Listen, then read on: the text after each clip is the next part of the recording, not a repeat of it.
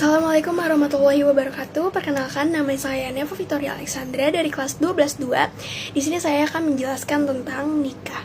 Jadi, nikah itu berasal dari bahasa Arab, yaitu nakaha yankihu nikahan, yang artinya nikah atau kawin. Nah, tapi kalian tuh tahu gak sih ada 5 rukun nikah yang harus kalian ketahui?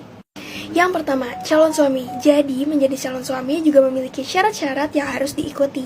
Yang pertama adalah Islam. Yang kedua, balik dan berakal sehat. Yang ketiga, bukan lelaki muhrim dengan calon istri. Yang keempat, mengetahui wali yang sebenarnya bagi akad nikah tersebut.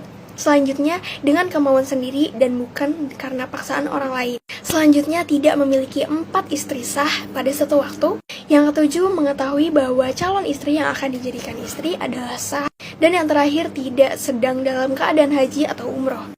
Oke, sekarang kita masuk ke poin yang kedua, yaitu calon istri.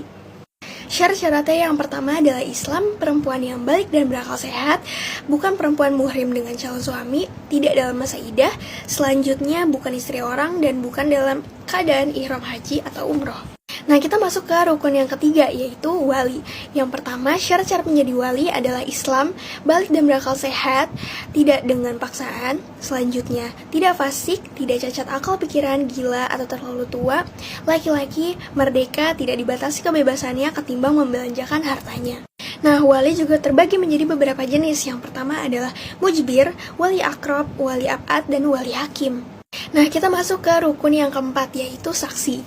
Nah, menjadi saksi juga memiliki syarat-syarat tertentu. Yang pertama adalah Islam, balik, berakal sehat, laki-laki, memahami lafal ijab kabul, selanjutnya adil, dan merdeka. Nah, sekarang kita masuk ke rukun yang terakhir, yaitu ijab dan kabul.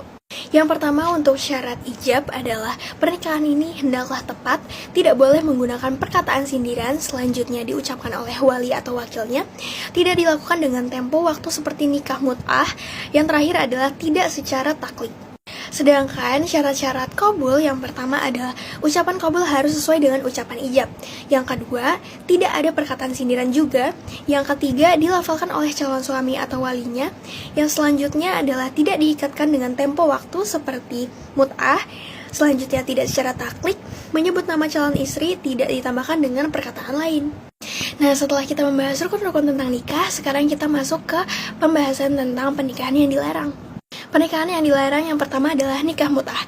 Nah, nikah mut'ah itu adalah pernikahan yang diniatkan dan diakadkan untuk sementara waktu saja atau nikah kontrak, seperti cuma seminggu atau sebulan atau bahkan cuma setahun doang, kayak gitu.